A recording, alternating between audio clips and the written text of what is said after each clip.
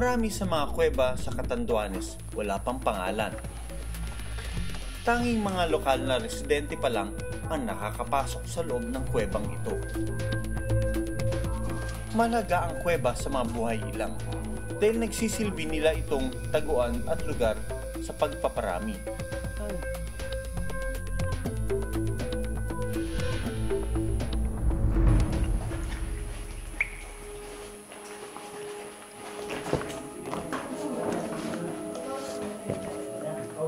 Sa loob, may napansin kaming isang uri ng talangka o freshwater crab.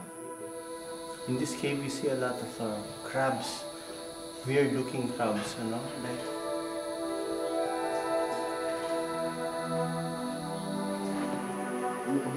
Hindi katulad ng ibang crabs na makikita sa dagat. Pero ang nakita naming freshwater crab ay posible palang bagong record sa Catanduanes. Ibig sabihin, marami ang hindi pa napag-aaralan sa probinsya. Konti lang ang pag-aaral dito muna, hindi pa natin alam masyado ang kanyang biology.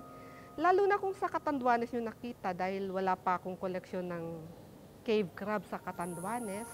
So maaring itong species na ito bago. Maaring pareho. Maaring bagong record, maaring bagong species. Napansin din namin ang kakaibang organismong nakadikit sa freshwater crab. Yung mga parasites niya parang mga puti na may galagalamay. Ang dami yung nakakabit sa katawan. Maaari raw na isang uri ng parasite ang nakita sa freshwater crab. Yung parasite na to, baka host specific, dependent itong parasite ito dun sa crab na yon. Maaring nakakakuha siya ng pagkain sa pamamagitan ng crab na yon dahil siyempre lumalakad yung crab. Maaring ectoparasite siya. Bukod sa freshwater crab, may napansin din kaming maliit at maputi na gumagalaw sa tubig. Nang amin itong lapitan, isa pala itong hipon. Blind shrimp ang tawag sa ganitong uri ng hipon na makikita sa loob ng kuweba.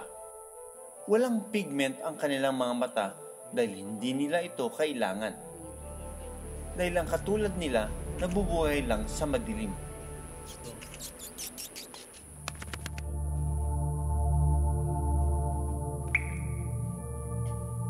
Nakakamanghang isipin na kahit ang maliit na buhay ilang na nakita namin sa kuweba ay nakakahanap pa rin ng paraan na mabuhay maski sa pinakamadilim na sulok ng mundo. Kaya sinong mag-aakala sa madilim na lugar gaya ng kuweba, marami pa rin ang patuloy na natutuklasan at pwede pang pag-aralan.